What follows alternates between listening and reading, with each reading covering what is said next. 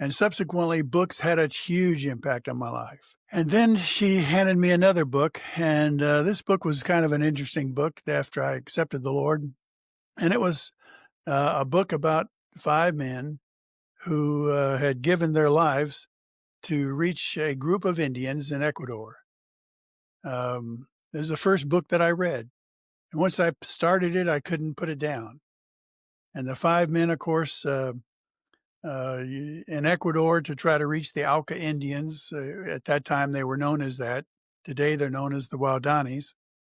And I've become very good friends with them over the years. But Elizabeth Elliot wrote this book about her husband, Jim Elliot, and the 4 other men that were with him when they were all speared on the Curaray River there in Ecuador. That book just changed my life. And I decided that if there was anything in this world that was worth a life, getting the gospel to a people like that have never heard. And I've heard a lot of people use that as an excuse. Well, what about the people that have never heard? Well, that's our task.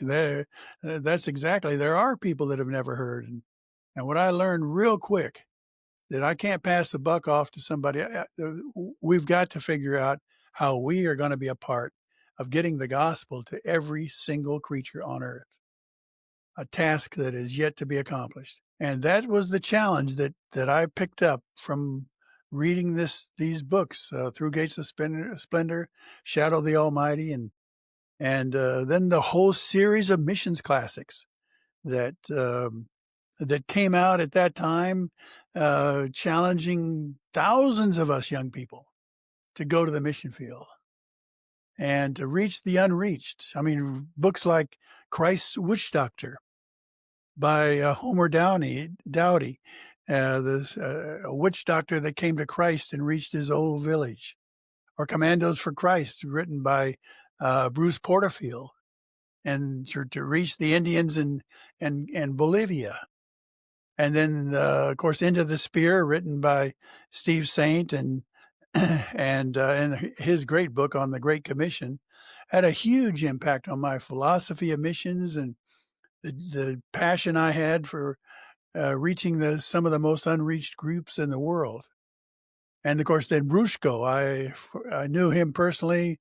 Bruce Olson invited him to come to Liberty, and what a challenge he gave us in an amazing missions conference. And then God's smugglers, Brother Andrews, who risked his life trying to get the Bible into regions of Russia. And then, of course, In the Presence of the Enemy by Gracia Burnham, who was captured by some Muslim in the Philippines and lost her husband in the effort.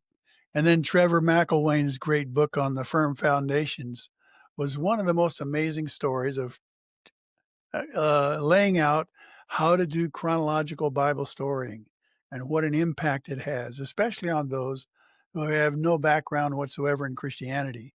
But all of those books, they had to be written and then published and then distributed. And that's the way in which we can get the gospel and the understanding of the Bible and how to practice the ministry out to thousands of people that we may never see. Let me encourage you as that God gives you the development. Maybe God wants you to be a writer, and would love to give you some encouraging words about how to do that.